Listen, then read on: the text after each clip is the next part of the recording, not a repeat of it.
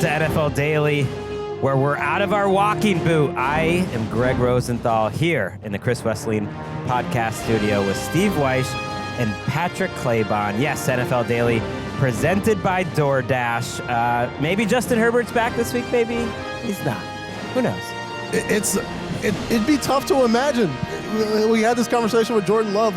Last week, we were watching a guy hobble out there and throw one pass at practice. Some people Love's back. And it's like, wait, why would they do that here so early in the season?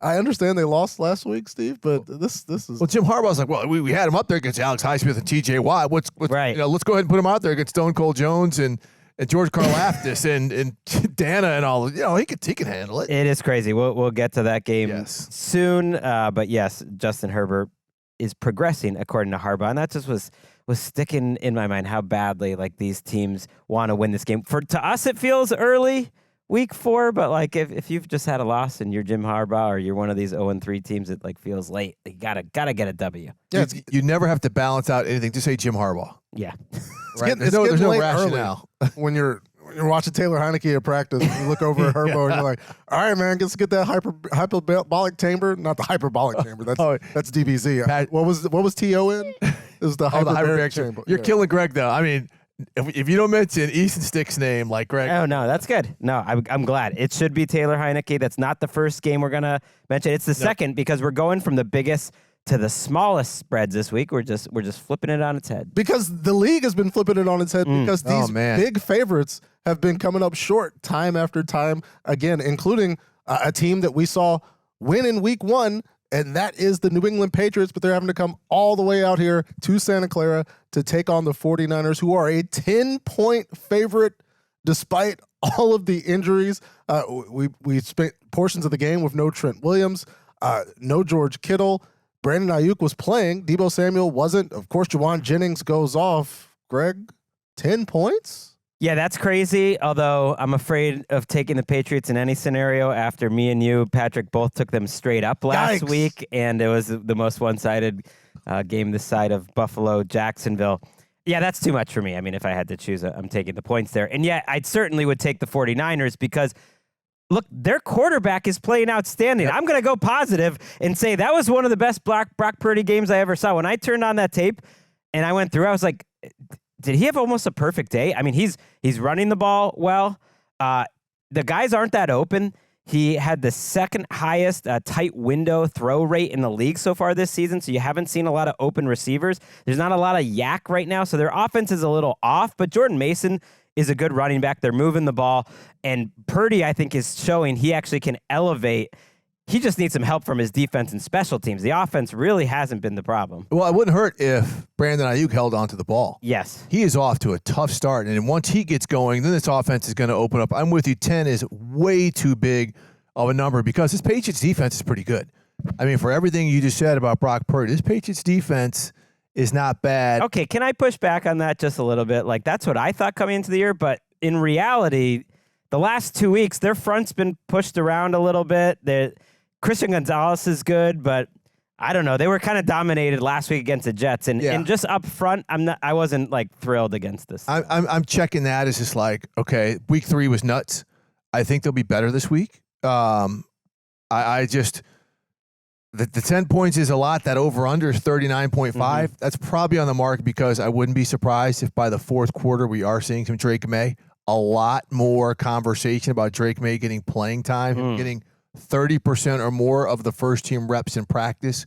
You can see Jacoby Brissett is back on that turnstile. Well, and the thing is, maybe Jacoby is looking over at this 44.8% pressure rate that the offensive line is allowing. It says, all right, Rook, go ahead there, get in there and try to make it work. Because I too would say that 10 points is too many, but then having, as Greg mentioned, picked the Patriots to beat the Jets, I don't know if 10 points is going to be enough, considering just how poorly they protected Jacoby Brissett throughout that game. And then on the other side, Brock Purdy, he and Joe Burrow have legitimate complaints as two guys that played spectacular football in week 3 and still came up with a loss. It's just the universe collaborating to make sure it didn't happen. Right. So this is, the two-time NFC championship team in the 49ers coming off a loss, knowing that they need a win. You kind of trust them in this spot. But the case for the Patriots keeping it close is hey, this is one front actually that the Patriots might be able to protect Jacoby.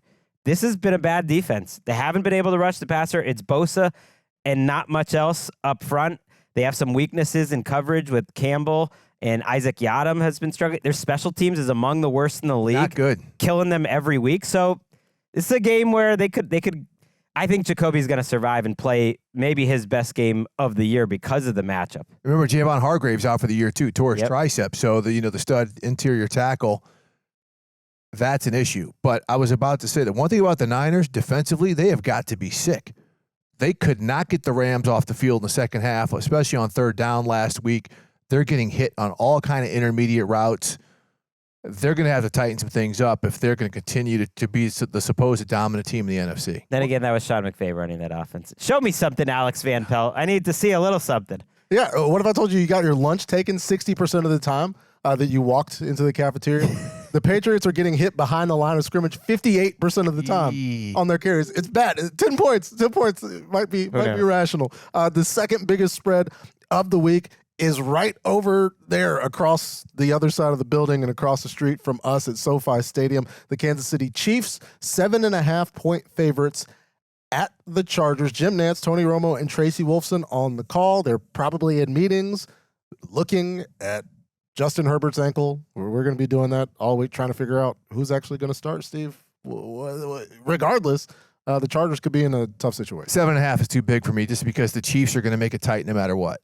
They're just that team. They don't wipe teams out. You know Jim Harbaugh will have the Chargers, regardless if it's Taylor Heineke, whomever, fired up to play this game. You know, the Chiefs are having to grind out every win. I do think this is going to be a big Travis Kelce game. The Chargers, remember, Derwin James is suspended for this game. Mm-hmm. So they don't have the matchup that's going to afford, to put a man on Kelce. There's going to be zone. We know Kelce is the big zone beater. So for all the questions about him, I think he's going to go off. We're going to see more of that guy there, Rashee Rice, who's outstanding. But 7.5, just too big of a number. I think the Chiefs went out right, but 7.5. Okay, well, I should have mentioned at the top. Last week, we were bold, we were united, and we survived. We picked the Seattle Seahawks as a team together after it didn't go so well the first few weeks. We wanted to jump back in and help everyone in their survivor pools. That wasn't the biggest spread of the week, but we're going to pick them again today as a team. As a team. Preview show team. I think the Chiefs are a great option. You're saying that the Chargers might keep it close. Taylor Heineke is either he's starting this game, and he actually had a very high PFF score last week. I was like, how did that happen? And then I went back and watched. He threw 2 passes in the game, and one of them was nice. I was like, that was a nice pass. So that's how the grades work out. I guess it's sort of per play. He might only throw 2 passes this game too. Right. It was very nice, kind of second level over the defender type of throw. I give them a chance with Taylor Heineke to keep it close, but not much of one. Easton Stick, I wouldn't give him any. But here's the problem. Your favorite player. Joe Alt might be missing this game. Is going to miss this game. Rashawn Slater might miss this game. Joey Bosa might miss this game. Herbert is clearly not right. Those are their 5 best players. Like, make a list of their best players. I'm happy getting the survivor pick. Are you guys with me on this one? I'm with you on this one. Okay. Again, I'm Survivor's been touchy. It's going to be Steve, because again, Steve, we're going to have to do this. I'm good. You guys let me in to come in and cheat on this. You let me come in week 2, so we're all cheating. We're all cheating, and if we lose, it'll end. But I think we're going to go rest of the season. Yeah, but it's not just us. It's about the folks who have somehow managed to survive to this point in this chaotic Survivor League season thus far. We want to give them an option, and I feel like, considering the injuries mounting on the Chargers, their difficulty dealing with this team in general, it feels like a safer pick for me. You know what's crazy is that the Chiefs have kind of become a running team, and I think that's a good way to beat this Chargers team. Like, they're number 1 in the NFL in success rate. There's like a stat where it's rushing attempts over expected, just like in certain situations would you expect them to run or pass the ball, and the Chiefs are always, they're way over, in terms of they pass way more than they run than you would expect. This year, actually, they run, even in passing situations, they run, because everyone's just playing back, and they're great at running the ball and picking up those 4 to 5 yards, even with Carson Steele, number 1 running back in the league in terms of success rate. And Kareem Hunt could be playing this week. It sounds like he's going to play this week. That would be cool. And Patrick Mahomes, it's like he's not really dazzling right now, but he's a humble man, and he's just happy to take those 4 yards handing the ball off. Yeah, because it's working, and much to his chagrin, he talks about disappointing performances. Like, okay, Patrick, you won the Super Bowl. It's like try to enjoy things. But he has kind of been a little disappointing. It's the same stuff we were saying. No, this is more. This is more. This is more, but it's gonna happen. It's gonna open up. I just say when it's Juju and Kelsey out there, that's one of the slowest teams in the NFL. Yeah, but wait till Worthy and Hollywood Brown come back. Okay. It's still early. Big Red said, "Don't worry, Travis isn't washed. Defenses are not treating it." Patrick Gregg's got the guys who need a tugboat to get off the line of scrimmage. Wow. I definitely have some Juju bitterness about the New England days. Got in the end zone last week. And speaking of success last week, let's go to the Denver Broncos, who went on the road down to Tampa Bay and got a win over the previously unbeaten Tampa Bay Buccaneers. And now they are 7.5-point underdogs at Aaron Rodgers and the New York Jets. Ian Eagle, Charles Davis, our dear friend, and Evan Washburn on the call. Greg, was that the Patriots or was that the Jets? It was both. That was the best Jets game. It was a short week, Thursday Night Football, but most importantly, it was Aaron Rodgers showing that he can be Aaron Rodgers, and that the Jets defense, I'll bring up the defense first, I think can be flexible. Like maybe they don't have the pure pass rushers that they need to beat the top level competition, but in the last 2 weeks, you've actually seen Robert Saleh, who kind of runs what he runs usually, get very creative, show very different fronts against the Tennessee, where they only had a couple linemen, and then they're doing all sorts of, and then blitz like crazy against the Patriots. And you know what? It worked. Like he can mix it up. You have an outstanding secondary. Maybe you don't have DeMario Davis, rather CJ Mosley at linebacker this week. We'll have to go see, but you have a lot that you like going up against Bo Nix. 7.5 is too small for this one. Okay, I'm gonna peel the layer back. I had a conversation with Saleh this summer, or the spring, I should say. They're still feeling those Sean Payton remarks about Nathaniel Hackett. Remember, even though the Jets beat him, even though the Jets beat him last year, Aaron Rodgers didn't get to play. Remember, keep my coach's name out your mouth, Aaron Rodgers. He gets to play in this one. So if you, they may, Nate Hackett might be like, hey, Aaron, take a knee right here. We're up 12. Aaron's going to be like, check, can, right? Going to play 2, and he's sending Garrett Wilson on the bus. He's going to get past Pat Surtain. I think if the Jets have an opportunity, they are going to exercise tail whipping in this one. So Salah's talking about this matchup back in July?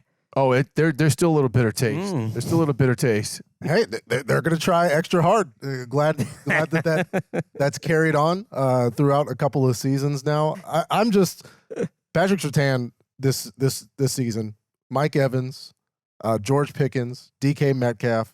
They kind of all got Surtain, and so now what we've seen in the past couple of weeks, like much to which has been a problem for Garrett Wilson fantasy managers, is it doesn't have to be all Garrett Wilson like it was for substantial points of last season. Rodgers can spread the ball around. And so like the biggest issue that the Broncos will bring in, which is Surtain, kind of becomes a non-issue. The way that Rodgers is getting the ball out of his hand pretty quickly. And we're going to have to figure out if that was a 1-week blip or if Bo Nix and this offense are just this unstoppable world destroying team. Non-touchdown throwing Bo Nix in this offense. He came very close, though.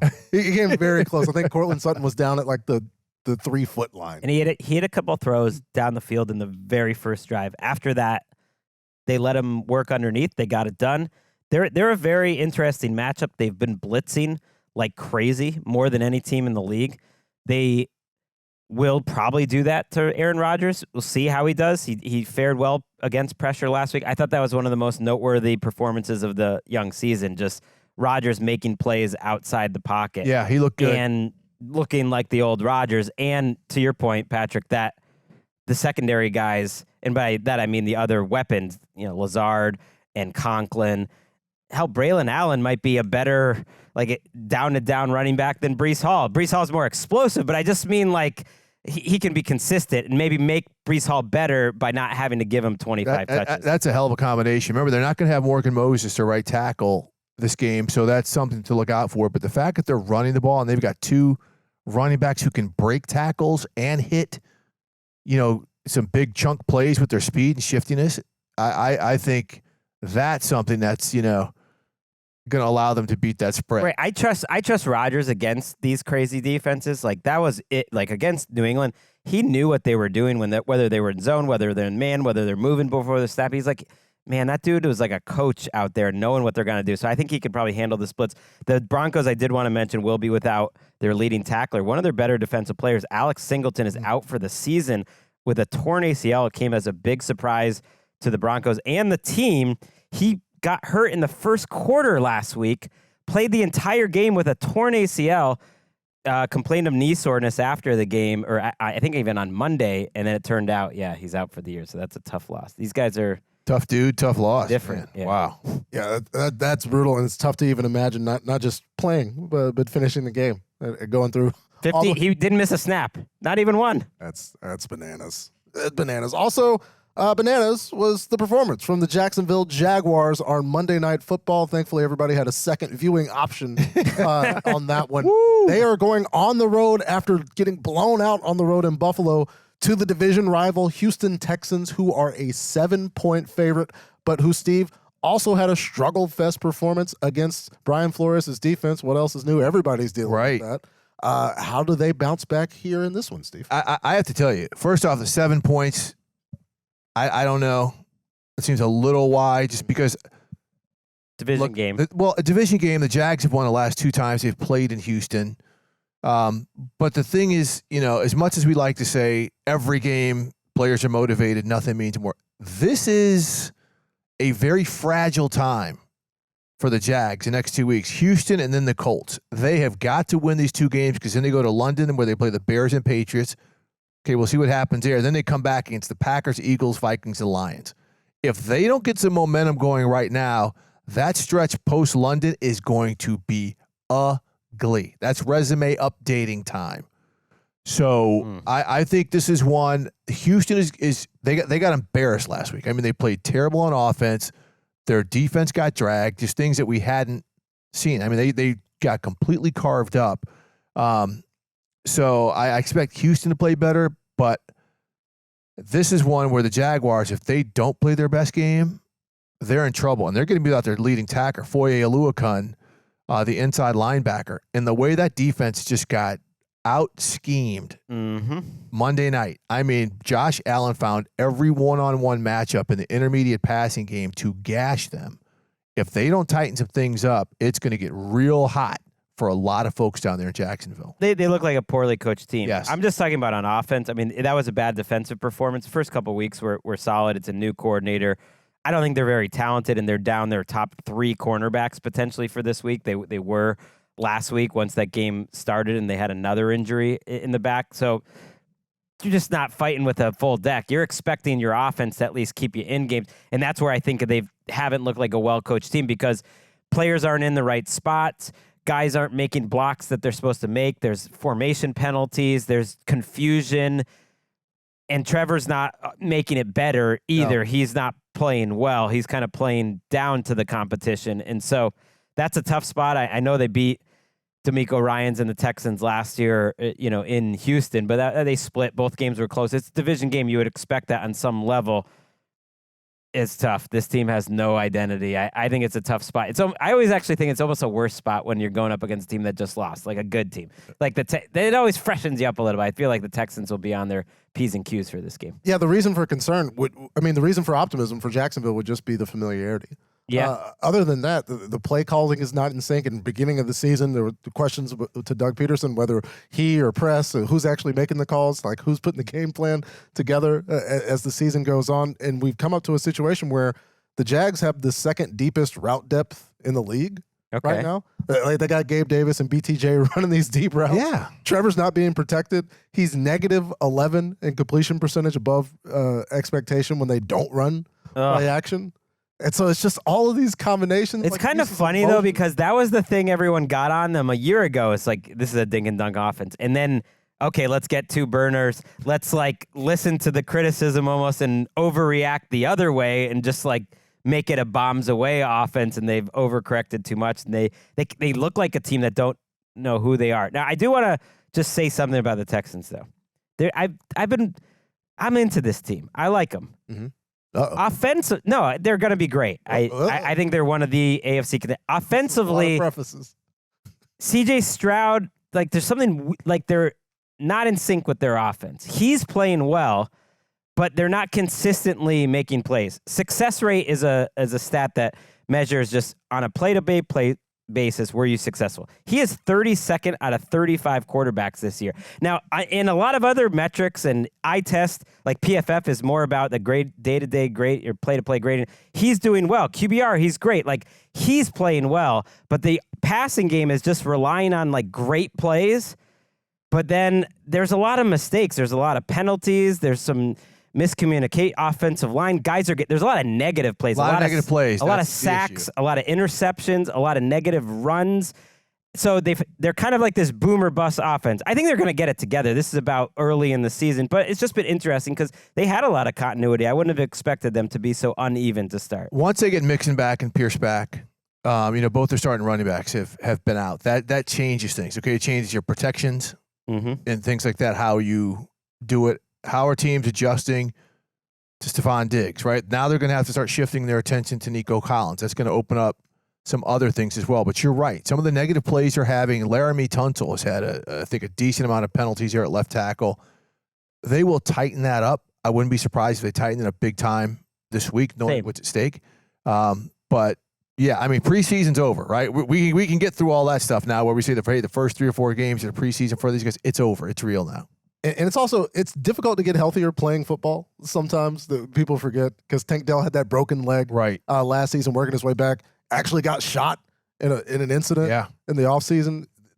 These things take time. Unfortunately, the season is kind of coalescing with that. But if he's able to get kind of closer back to where he was last year, then I think the Warriors are. Yeah, I think this is the week they get healthy. Those matchup problems for the Jaguars on the outside. All right, let's take a quick break. We'll be back on NFL Daily to crank through this week 4 slate. It's kind of like a show me week for a couple teams I'm just confused about. Get to that in a bit.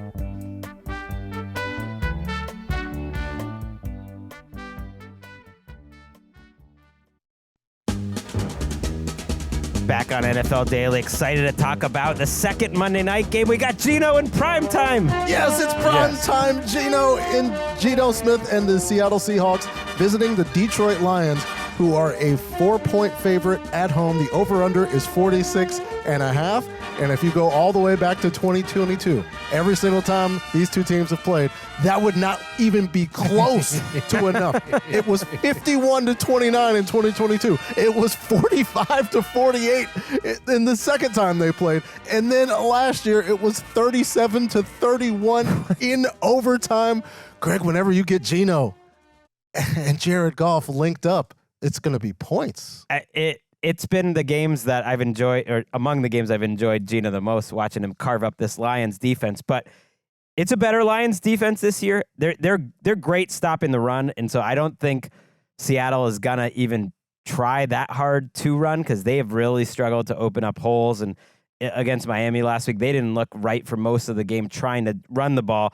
And so I think they look at this man coverage that Detroit likes to play and they say, bet, all right, Carlton Davis, like, go try Terrion Arnold, go try. Like, we got Jackson Smith and Jigba, we got DK Metcalf running choice routes like 50 yards down the field. Whoever heard such a thing?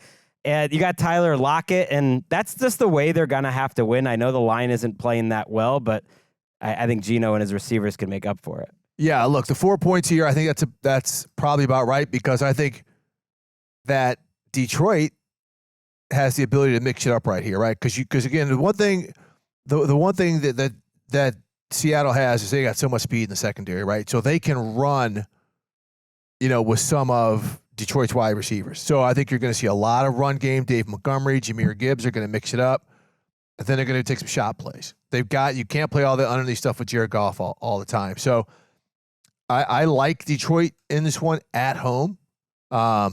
this is going to be another shootout. I'm Patrick. I'm 100% with you. That 46.5. Yeah, that's not going to be up. This is going to be another offensive dandy. Yeah, 46.5 is in severe danger. I do think in terms of the historical matchup, we're not going to get the numbers that we have seen in the past because I believe both of these defenses, despite the injuries that Seattle has dealt with, are better. And things are going to get a little bit better for both defenses. But it's still gonna be a lot of points. We're still gonna see points in this game, especially considering the style and the matchup. Where I love Tariq Woolen, yes, but particularly with Amon-Ra St. Brown and J-Mo, it seems like if you're gonna put height, weight, speed guys out there to deal with Tariq Woolen, you would have those guys to be able. J-Mo Tariq Woolen would be like quite a. That's a lot of talented matchup. It's a lot of speed. Yeah, that's I think, and to that point, I think you're going to see something where the Lions are going to try to get Weatherspoon on St. Brown, even though they don't do a ton of man, but they're going to try and do things because St. Brown is more the intermediate guy to keep things underneath. That's what I'm saying. These offensive coordinators are going to be scheming some stuff up, I think, in the short to intermediate pass game with the occasional shot play. I don't think there's going to be a ton of them. And something that has kind of bolstered the way we feel about the Lions defense is they're not necessarily getting that many pressures, but they are converting those pressures into sacks. And so there's something where you look at the sack numbers and it's like, oh, yeah, Aiden Hutchinson had those 5. Like the Lions are putting a lot of guys on the dirt, but how often are they getting consistent pressure, which is something because Gino will take a sack.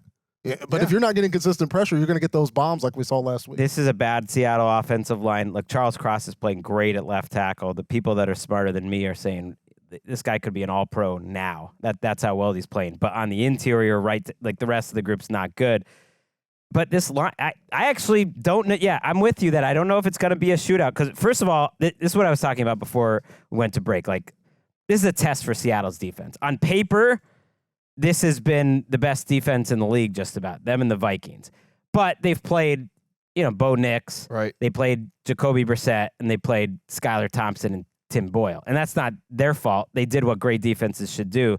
They dominated for the most part. But this is a much bigger test. The Detroit running game will test you. The passes over the middle in terms of the Seattle linebackers, they can test you there. But it's also, to me, a test a little bit for this Lions offense. I've been banging this drum the last few weeks, just like they're running the ball great, and that they have a great offensive line, and so what a foundation to start with. But they're not quite where they've been the last couple of years. They are 13th overall in DVOA efficiency as an offense, 20th in passing. You saw it in the game last week with the Cardinals. They didn't score in the second half. That was a weird game where every time they got the ball, you think, okay, they'll put the game away here. It just never happened. Like they couldn't score. And I know they had a good first half, so it's not like they're terrible, but that would never happen last year. So it's kind of a show me something for both these units. Seattle defense, Lions offense, very intriguing. And this is where, okay, now we have 2 years of tape on Ben Johnson. Right? That's where I think, okay, if they come out in 3 tight, this is what they like to do. Before they could trick you with some of those formations where they would spread it out on 3rd and 9 and then run it, right? Now teams are like, okay, we've got personnel now to match up a little bit more of what they like to do offensively. So it could be that. It could be that they just haven't hit their groove. This is just going to be. You guys are both saying those points. I think this is going to be another burner. Gino in primetime. Remember that Cowboys game he had last year? He has been on fire. Just one small note: if you're a Hard Knocks fan, Rodrigo. He's a starter now, baby. Derek Barnes is hurt. He's out for a little while. Malcolm Rodriguez is playing every down. There it is. There he is, Rodrigo. Last time Mike McDonald saw Jared Goff, it was 38-6. By the way, the Ravens blowout of the Detroit Lions. Oh, good call. Last year, I think that game more than any game might have got him that job. Ooh, might have got him a job. Let's go to our next game. It is the defeated, as of thus far in the season, Cincinnati Bengals, who are a 3.5-point favorite, Gregg Rosenthal, at Andy Dalton's Carolina Panthers, the over-under at 47.5. The Panthers not favored in the revenge game, Greg. Well, no, and I noticed that number is going down during the week, so people are in on the Panthers. I don't know about that because this Bengals offense looks good. Can they really be this bad defensively? Then again, It is Dalton. And there is something about him playing the Bengals and him basically digging dirt on their entire season that is delicious. Come on, man. I'm excited for this game just because if Dalton did that, and I'm like, Dalton must have played the Bengals before. And from our research department, yeah, this is actually the fourth team that he's played against the Bengals with. Isn't that crazy? And I think every team. He's 2-1, by the way, for what it's worth. And I think last weekend, every team he previously played for lost, except for the Panthers. No, this is the week the Bengals get right, guys. Remember, Adam Thielen is now down. One of the Red Rifles' favorite target, is not playing in this game. Joe Burrow on this offense look fine. They look fine. I mean, the run game, everything looked fine. It's the defense. I was stunned at how easily that Lou Anarumo's defense, which is so good at making halftime adjustments, was manipulated. Cam Taylor-Britt right there, they're going to keep his butt quiet this week because he got roasted twice after popping off.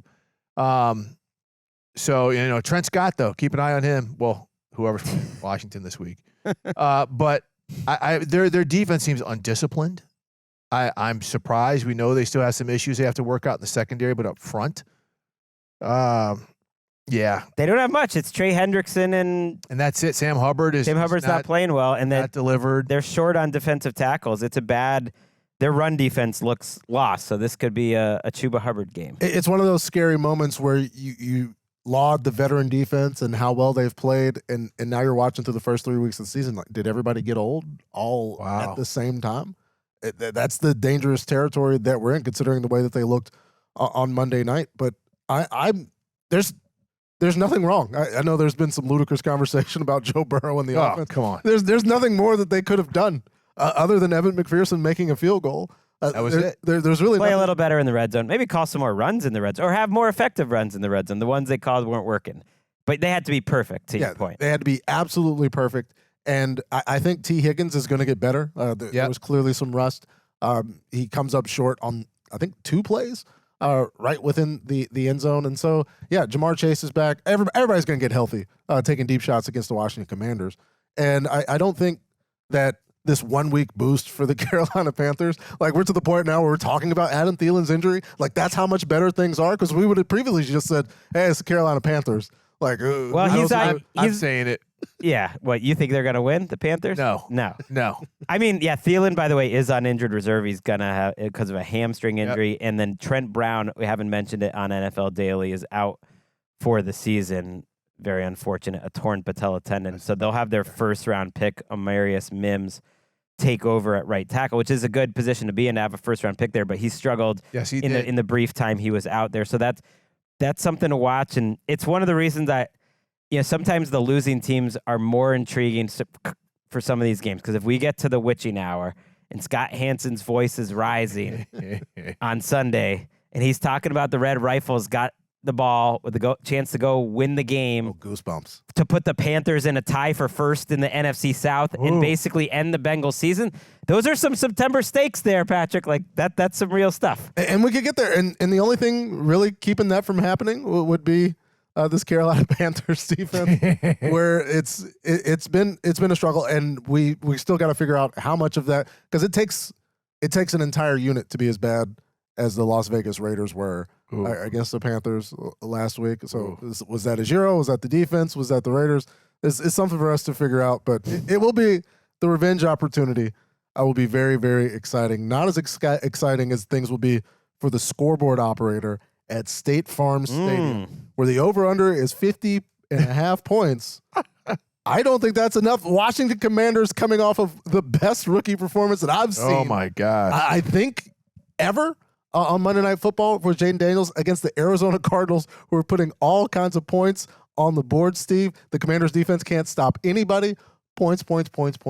It's funny. I talked to someone with the Commanders this week, and it was like, so our DBs, man, we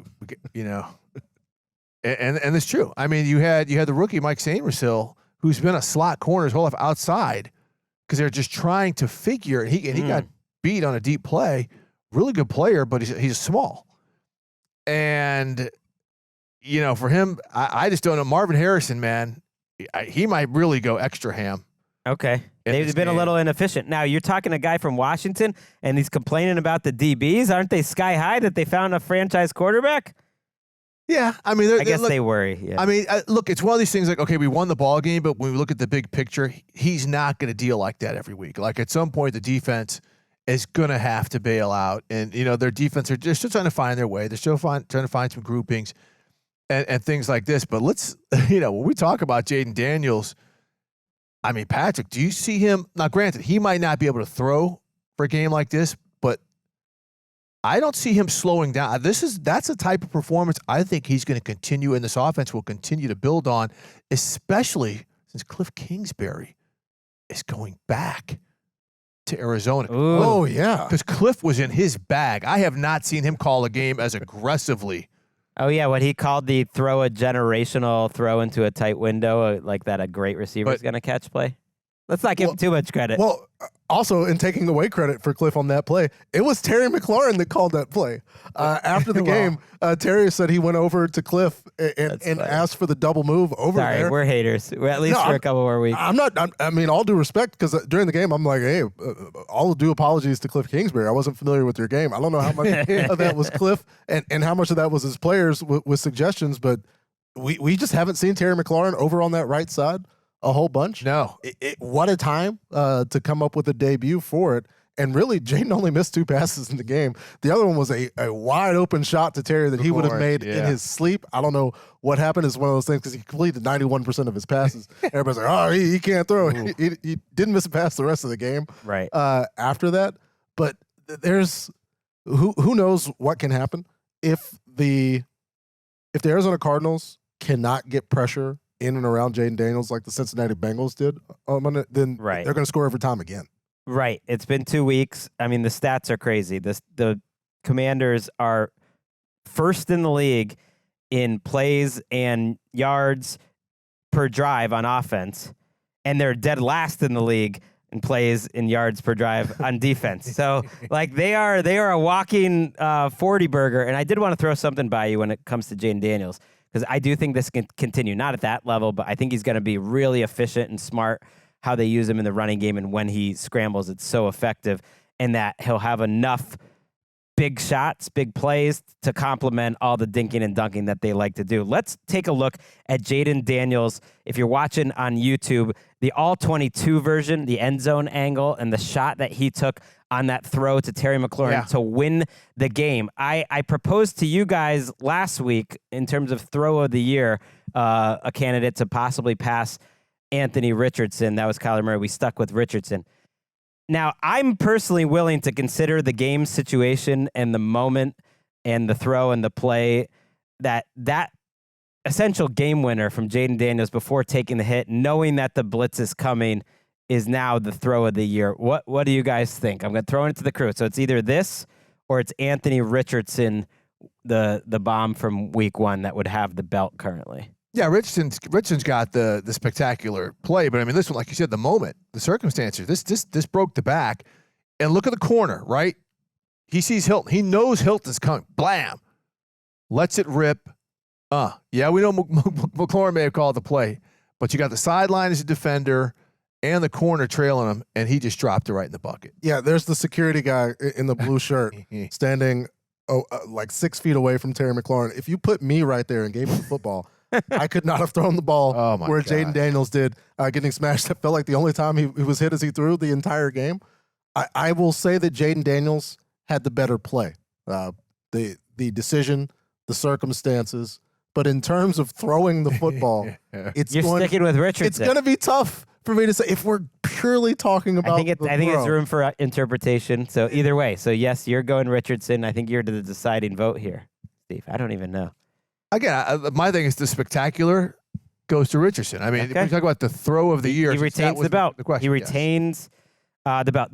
By the way, the Cardinals defense, not something we talk about a lot. They've been okay this year. Yeah. Like I mentioned the Lions stop it. I thought they were going to be a little overmatched. I know Kyler had a bad game last week. I expect their offense to bounce back.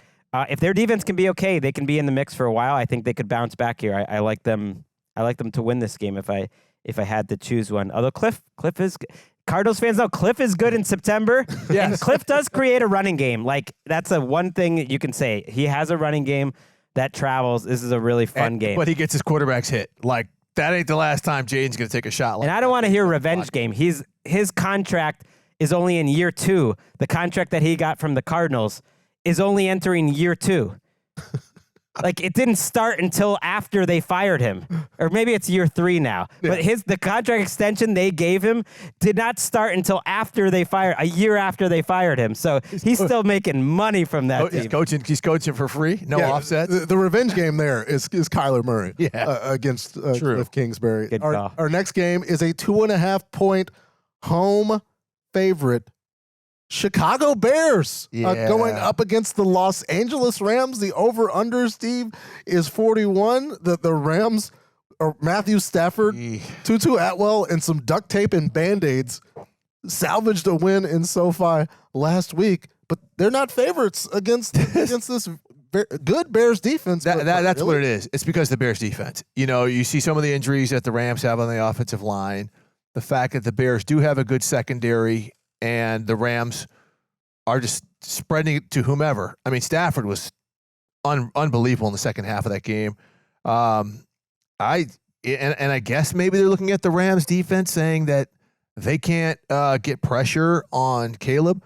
All I saw every play when Brock Purdy, who had a good game, had the ball was Jared Verse walking the left tackle back into the lap. Now, this is where the Rams won the game. Special teams. Xavier Smith, FAMU. They had the fake punt. They had very good special teams play. And then, Stafford, again, they got the benefit of this call here, sets up the field goal. But I guess when you look at the points as Chicago's the favorite, you're saying they still are going to have problems getting into the end zone against this defense. But I don't know, man. I think when I see Jared Verse and Braden Fisk, they're going to be able to put pressure on Caleb. I'm glad you brought that up because I think that is a silver lining for this Rams season so far, that I do think they hit on those first 2 draft picks, that they're both going to be really good players. And how good, we'll find out, but they're already going to be plus players, and they could be special. I think Caleb just has to cut out the negative plays, a lot of miscommunications, again, where him and the receiver's not on the same page, turnover-worthy plays, sacks, all that stuff. But the big plays were back last week. He did make some really impressive throws, and this Rams defense has struggled. Now, they needed a matchup like this. Again, I keep talking about week 4. Sometimes what you think about a team has a lot to do with the schedule.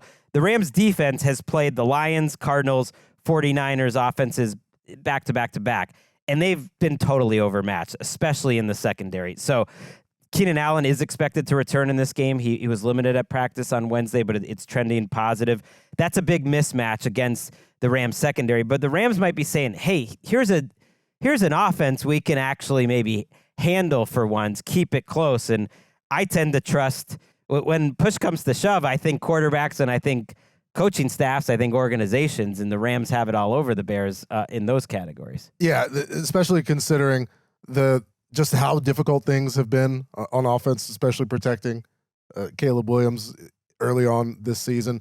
The benefit for the Chicago Bears, there's been 4 different players that have got at least 20 different pass blocking snaps for the Rams at the left tackle position this season. It's kind of been a turnstile over there. Although now, Alec Jackson, who came off suspension, but he struggled last week. He might not be a world beater either. He struggled. So even the guys they have out there that they know, Havenstein is at right tackle, like they had benched him.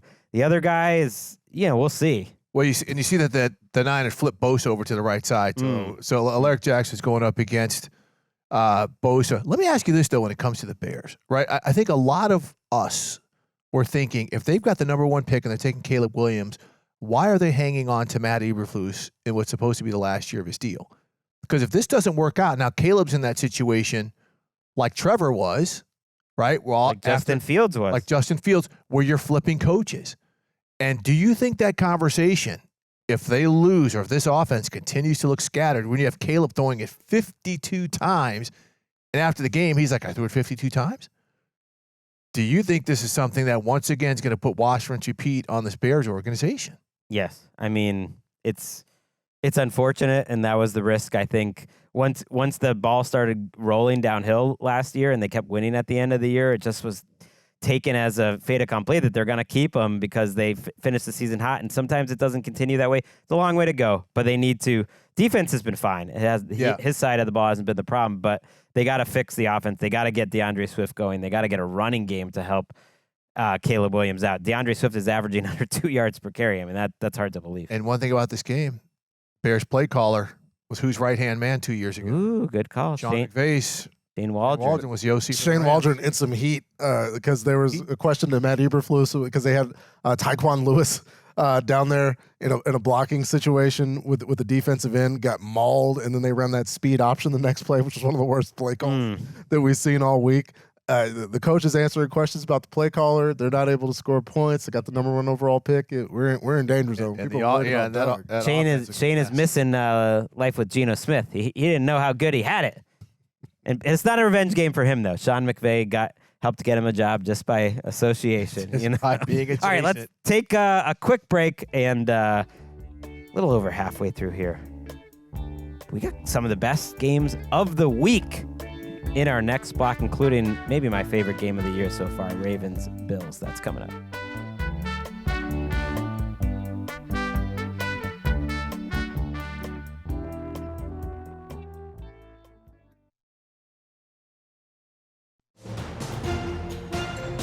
Back on NFL Daily, Tom Brady's out of jail. No longer asked to commentate on Dallas Cowboys blowouts.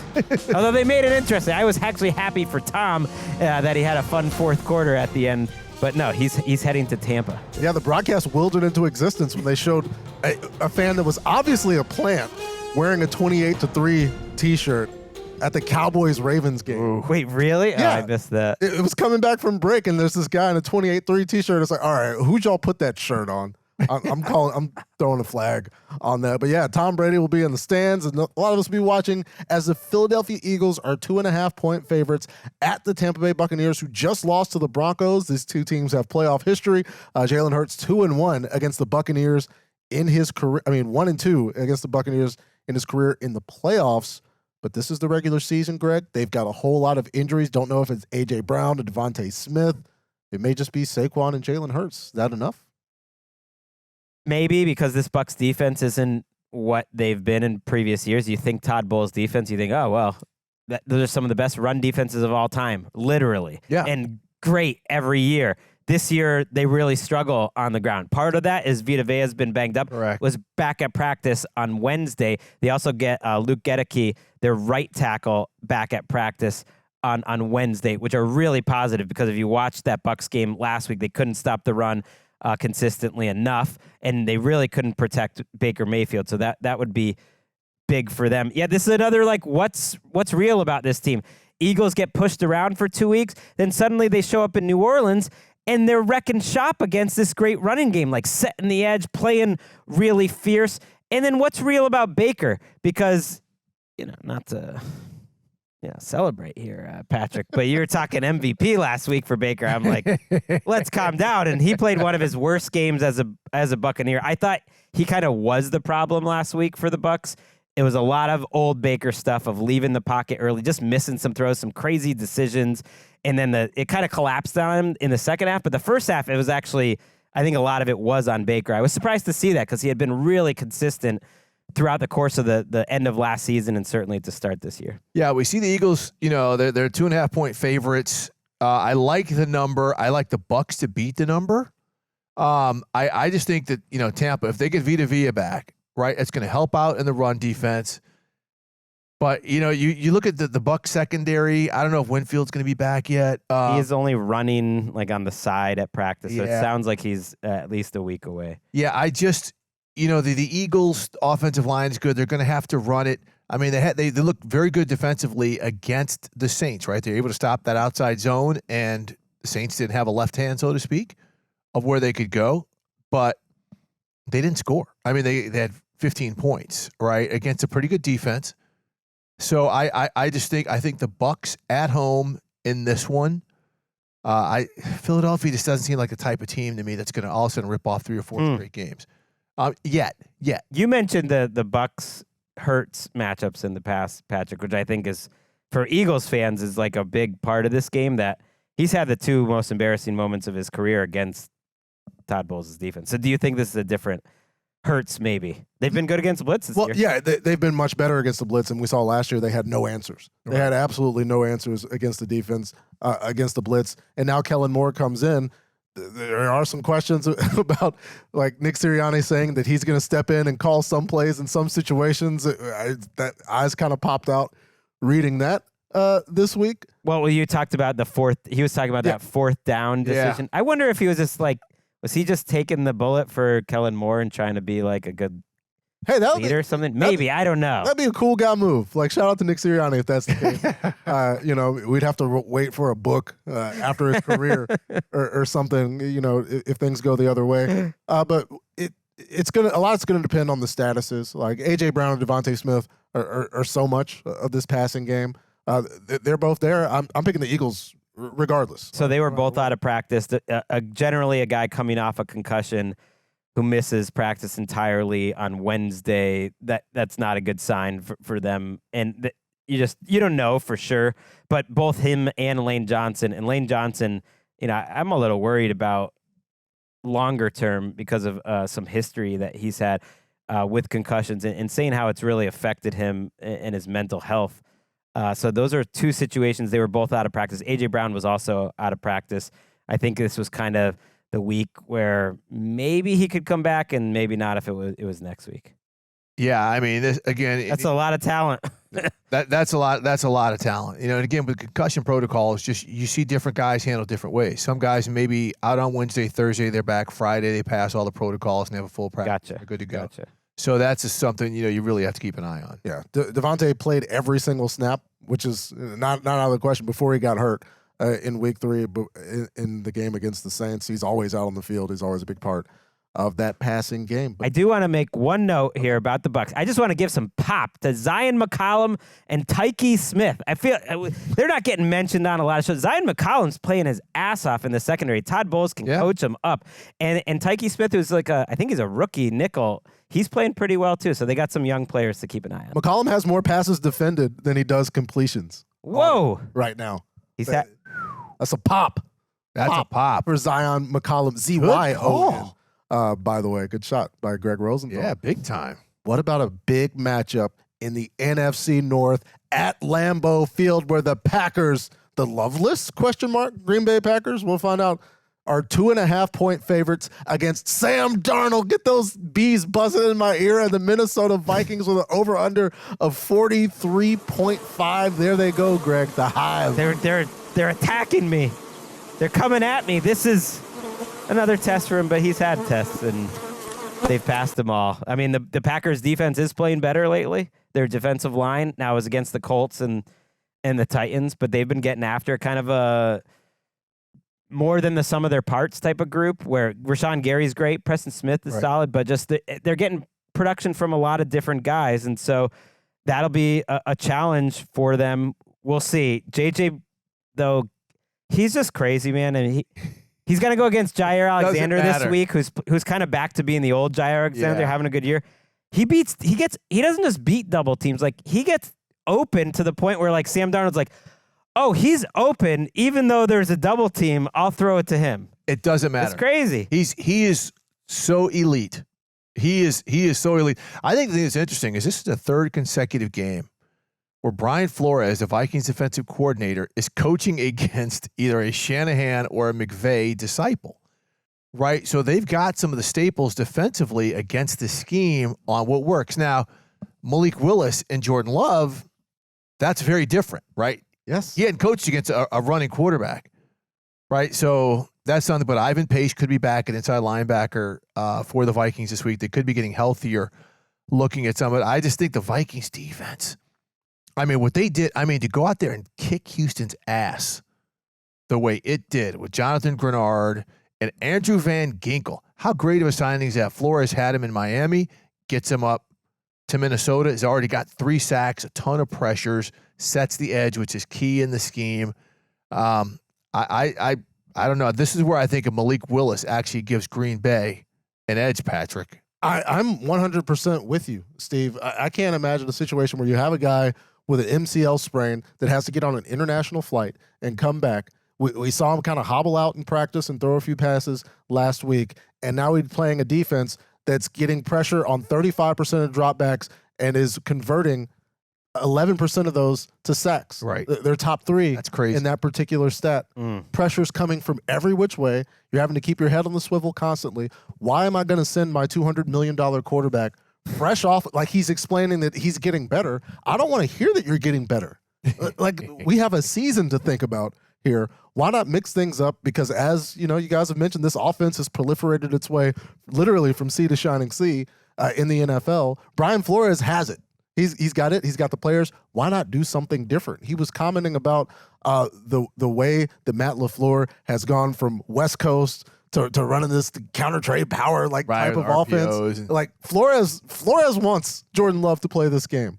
Like, do the right thing here. Wow, that's a bold statement. So you think they'd have a better chance to win with Willis than with Jordan Love limping around? Well, yeah, we don't know if he's going to be limping around. So he was at practice on Wednesday. He did more and more practice last week. He said he was very close to playing last week, which would tend to make you think he's playing this week. They also had him speak to the media. He was in good spirits, usually a sign that he's playing.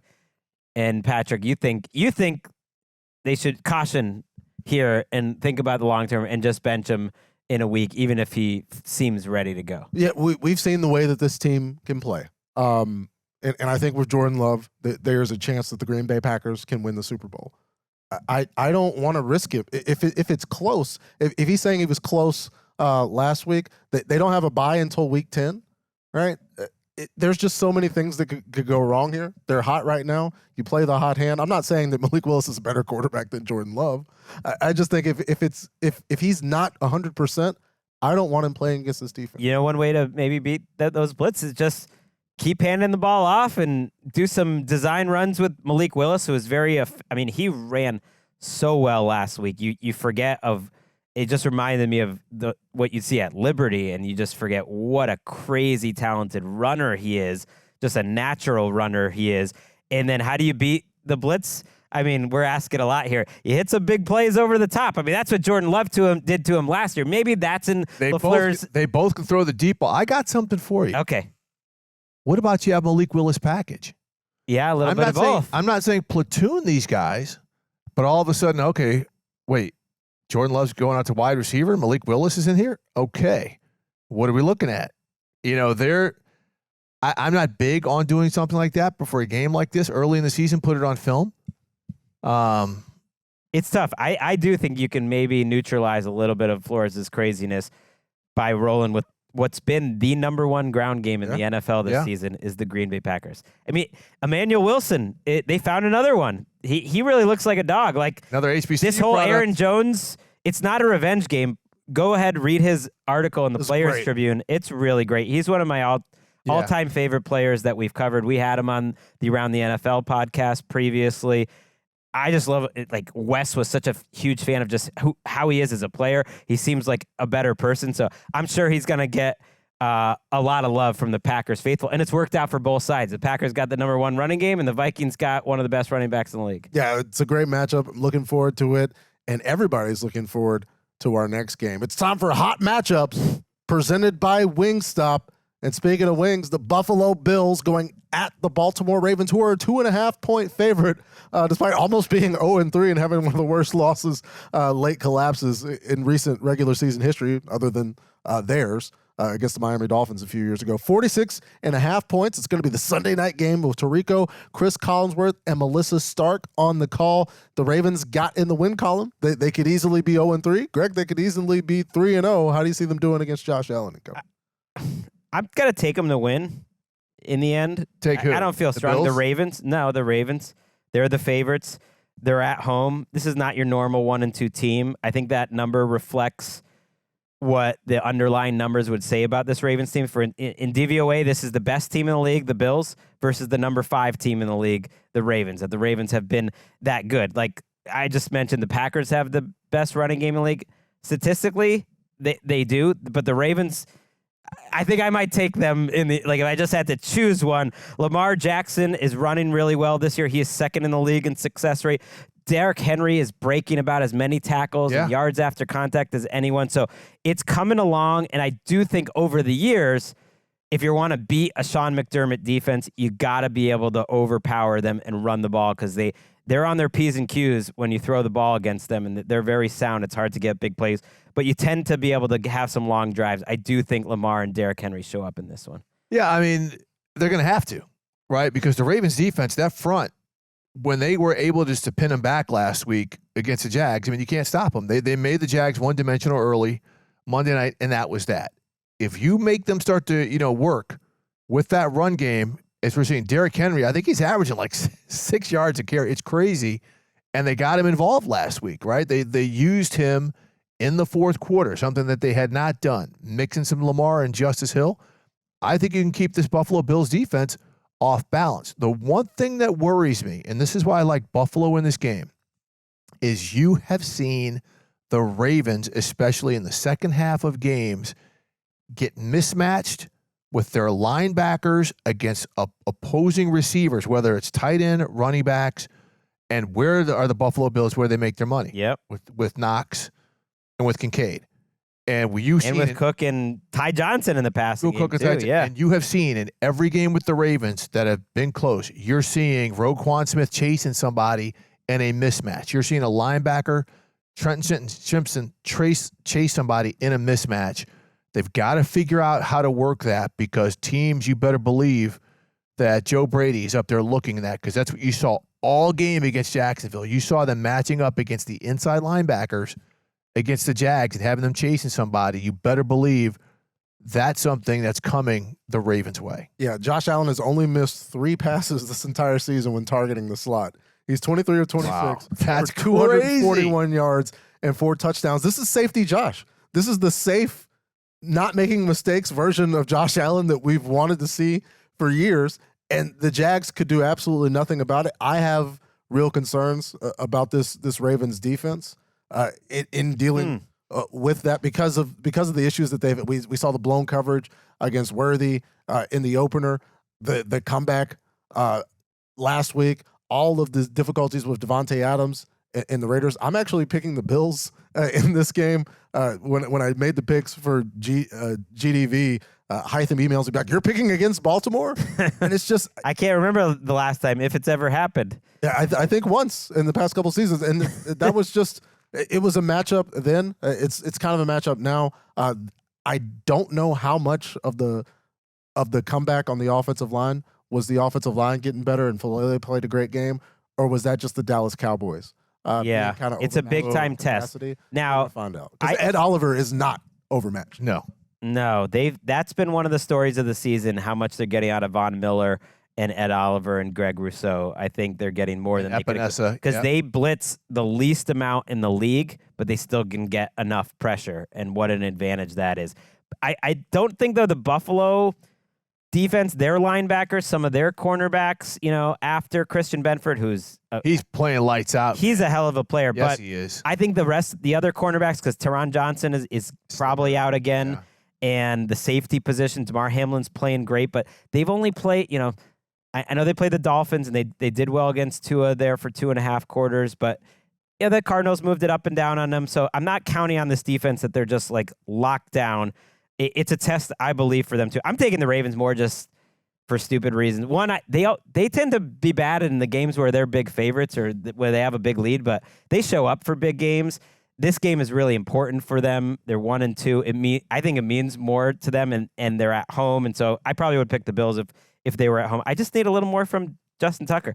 If you look at how about that? Not just that he's missing kicks. Actually, if you look at when he missed the kick and the field position that they gave up and how the other teams went and scored right afterwards, he was kind of the reason that Cowboys comeback started. If he hits that kick, they're up 31-6. Instead, it's great field position, and the comeback starts. The week before, the exact same thing. He was about to put the game away. He missed it. The Raiders get great field position, comeback starts. And the week before, it was a huge missed kick against the Chiefs. So can you imagine? Let's go, Justin Tucker. We need you. Being in the position of like, Hey, Justin, it's just not happening.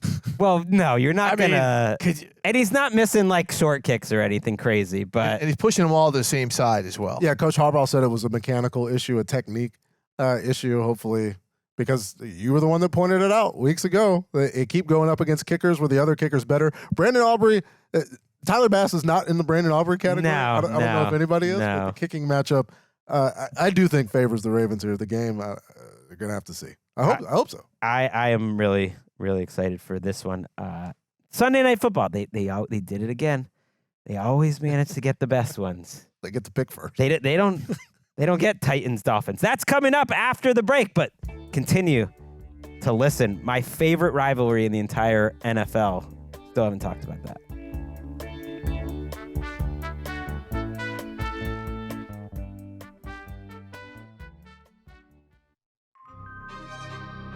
Back on NFL Daily. You know what game I'm watching in the early window?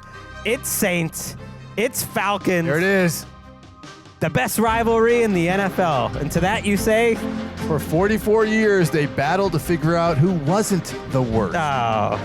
The Aints versus the Alkins. Steve trying to unite these fan bases. Hey, man. Which is They've had some moments the last 20 years. Oh, absolutely. Moments. Yeah. Good moments. It is the 55 right now to 54 all time. The Saints have a 1-game lead. Can the Atlanta Falcons tie it up in Mercedes-Benz Stadium in Atlanta? New Orleans visiting the Falcons, who are a 2-point favorite. Both teams coming off of late, last-minute, heartbreaking losses. The Falcons saw their star tailback, Bijan Robinson, get tackled for a loss when they needed a couple of yards. Greg, do they get a couple points and beat the New Orleans Saints? I like the Saints. It's a toss-up. Just I think their highs this year have been so much higher, obviously, than the Falcons. But it wouldn't surprise me. You know, we hadn't talked about it on NFL Daily that Eric McCoy is going to be out 6 to 8 weeks. Tough blow. Mm-hmm. And if you're picking indispensable players on that Saints offense, he's right near the top. You know, he's making the calls. He's setting the protections. He was taking a lot off of Derek Carr's plate and doing it at a very high level, one of the very best centers in the league. And so does taking him out make everyone around him a little weaker? It certainly looked like that last week when he got hurt early in that game. And so that's real concerning for the Saints, as is the fact Alvin Kamara is out of practice Wednesday. He finished last week's game, so I would tend to think he'll be okay, but that would be pretty devastating too, heading on the road. Falcons 0-2 at home. Lost 5 of the last 6 to the Saints in Atlanta, but they didn't have. What are the crowds like in these? I mean, the Atlanta Saints crowds are. Look, there's a ton of Saints fans in Atlanta that happened after Katrina when a lot of folks were displaced. So you're going to have a whole bunch of hoodats in there, but and the Falcons have to earn. Their owner Arthur Blank would tell you they've got to earn our fans to come back. So it's going to be an interesting crowd. But with this one here, I think Atlanta. I'm going to take Atlanta in this one. I just think their offense is finally starting to click, even though I just freaking hated that play call to end the game where you're trying to stretch it on 4th down with Bijan. But I just think the way that the Falcons offense is starting to click, Kyle Pitts is starting to be used, right? Drake London is really starting to emerge, a player we projected to do. So now they've got some things against a very good Saints secondary. The only thing that I'm afraid of for the Falcons is, Ty Matthew and these guys are taking the ball away, right? And you get that pressure on Kirk Cousins, he's going to give you one. So, where was out there? They got dudes. Yeah, they got dudes in that secondary. They do, and my main concern would be for Atlanta, personnel wise, because everybody's looking at what Vic Fangio did last week against an offense that was playing better than almost any other offense ever through the first couple of weeks of the season. Going 6-1 front, everybody knows 6-1 against that zone run game causes problems. But I don't know that everybody has the personnel, the Jalen Carters of the world, right? The Jordan Davises of the world to do what the Eagles did to the Saints. And I know Eric McCoy being out is huge, but I still believe in Clint Kubiak in this offense to get the points where it's kind of I could pick every single Falcons game wrong this season because it's coming down to the wire. Right. It's just a question of whether Kirk makes the play. Kirk made the play against the Eagles, And then I know that we could talk about the DPI call. If he gets that ball up to Kyle Pitts, then they probably get that flag in the first place. Right. And so, like, I'm going with Derek Carr because I do think Derek Carr is playing better football than Kirk Cousins. Wow. And here's one thing I'll say about the Saints offense. If you watch the Falcons front, like Caden Ellis, the former Saint inside linebacker, is a stud. Elsewhere on that second level, they have issues. They are not physical.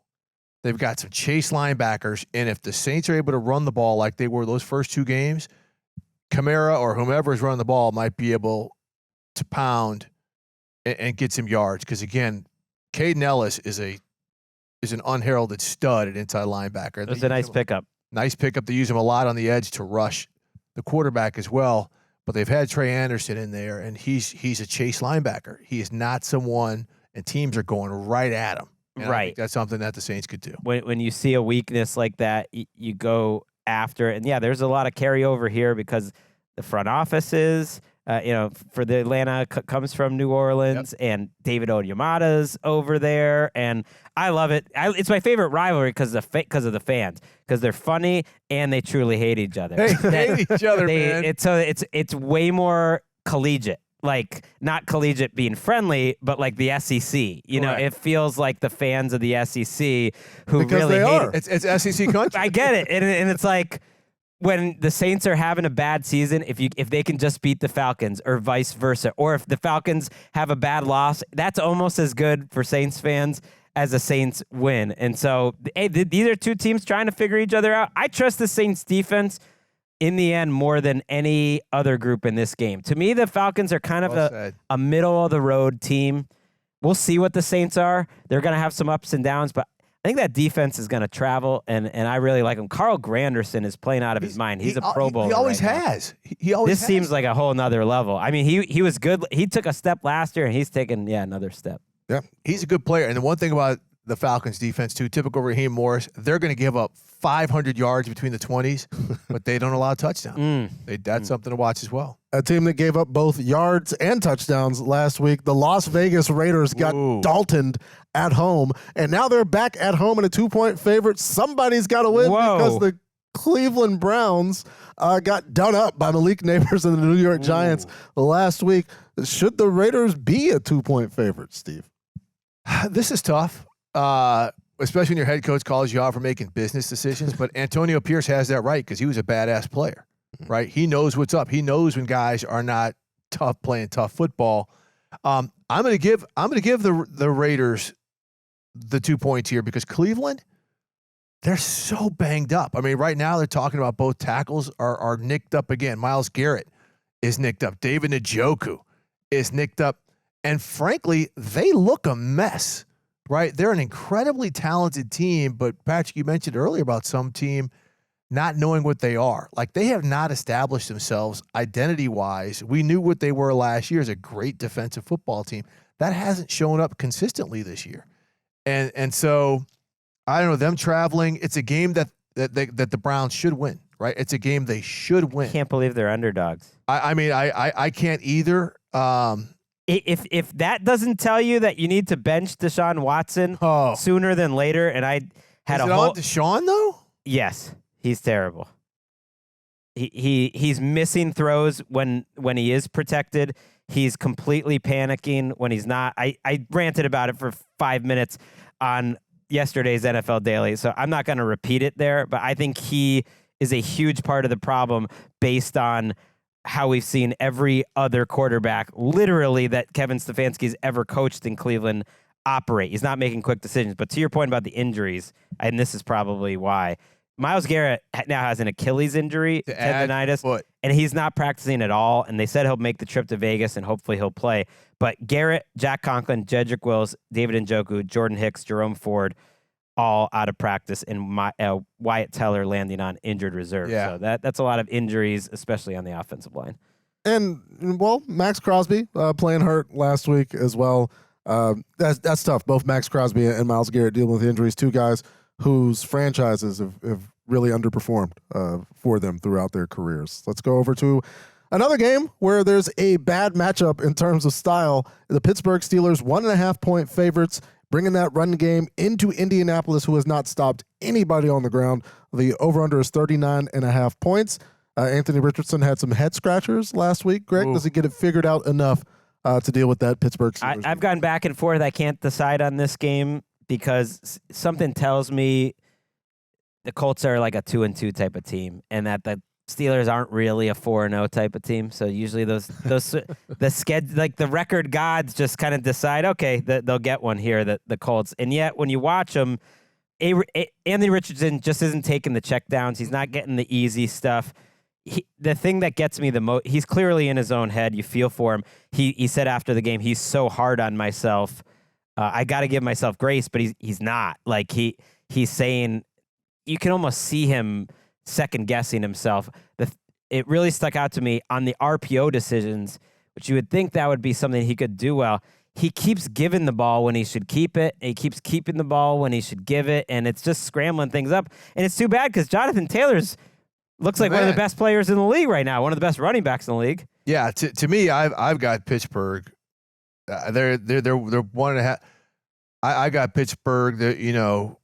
Beating that number, because when you have a quarterback who's in his head and the RPO game is his thing, and you've got T.J. Watt and now Nick Herbig because Highsmith is out, 2 stud outside linebackers who can game you up in the rush or in the RPO game. That's problematic. So he better jump out of his head big time starting on a Wednesday and get ready, because you're going to see just some base 4-man looks. They're probably not going to do anything crazy in a passing situation, so heat him up a little bit. But the fact he's completing less than 50% of his passes, I don't think they're nervous at all, especially with Minkah Fitzpatrick and those guys in the back end.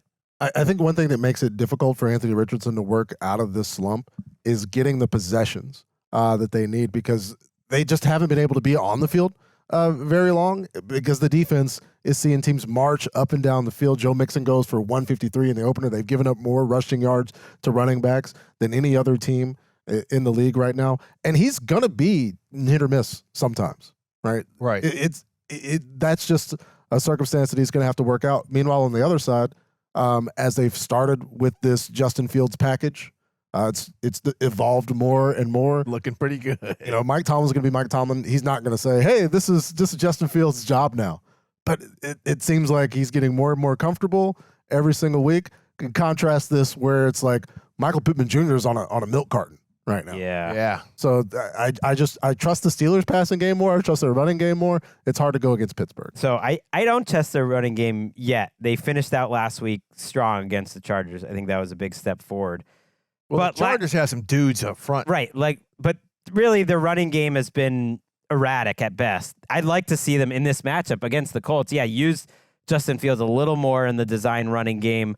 Get Najee Harris and Jaylen Warren going. The Colts were able to kind of stop a bad run team with the Bears last week, so that they could feel a little better. So I think that's a key matchup. And then I think the Colts aren't going to be consistent throwing the ball. They need to keep hitting those big plays. Maybe you can use a little bit of Joey Porter, his aggressiveness against them. Who knows? And hit a couple of those bombs and let Taylor and Anthony Richardson do the rest on the ground. They should be one of the best running games in the league.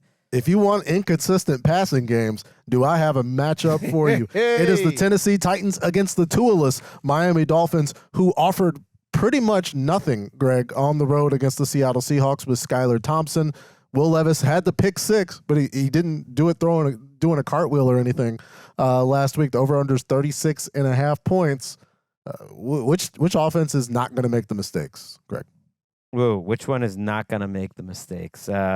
I think they'll both make the mistakes, but I think the Titans are more likely to make good plays too. Yeah. If I had to choose one, I feel for Orlovsky, Riddick and Laura Rutledge. I think this is a good group. I enjoy watching their broadcast. I do too. And both of their last week they got a blowout. That was it was a fun blowout. It was a good seeing an MVP type performance by Josh Allen, and then this one, not what they were hoping for. I continue to not know what the hell's up with Will Levis, because he really looks pretty awesome for like 80% of the plays, but you just can't. I guess you can't live with that the other 20% just go so sideways. I mean, it's Jay Cutler.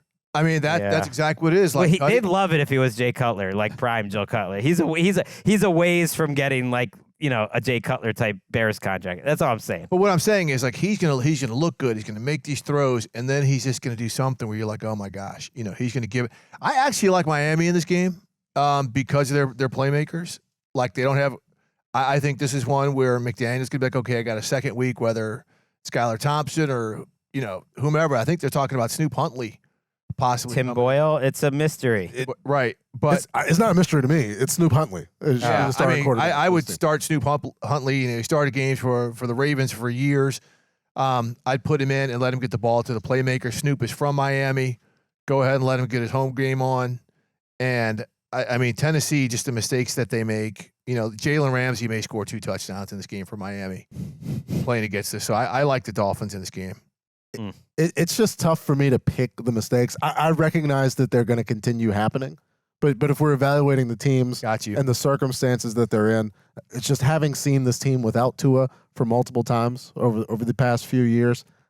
I'm not going to pick this team like Tim Boyle and Skylar Thompson.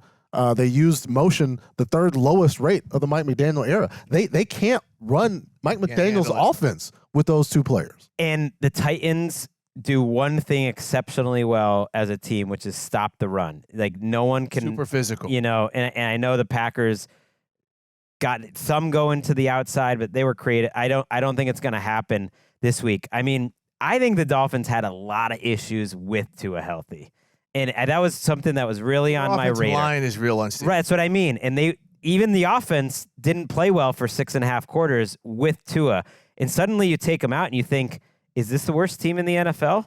Because, efficiency-wise, DVOA so far, they're dead last. And it's not just the offense, it's the defense. The defense is not playing well either. So I don't know where this team has any positives. And, they're going to be in the primetime spotlight with everyone watching. Everyone's going to be flipping over to the other game on ABC because that is a dandy, Seattle and Detroit. Hey, we only get how many games now? I used to know it was 256. So now what is it? It's 270 or something like. There's only 274. There's only 274 of these babies. They're all beautiful. So I still love our Titans-Dolphins Monday night game. Maybe it'll be so bad it's good. That's perfect. You guys are just so good. It's good. That is it for NFL Daily. Thanks for watching NFL Daily, presented by DoorDash. Of course, we will be back Thursday night recapping Cowboys and Giants with Danny Heifetz of The Ringer. Great analyst, great Giants fan. Looking forward to that. Also have my picks with Cynthia Freeland later in the week. Until then, football is back.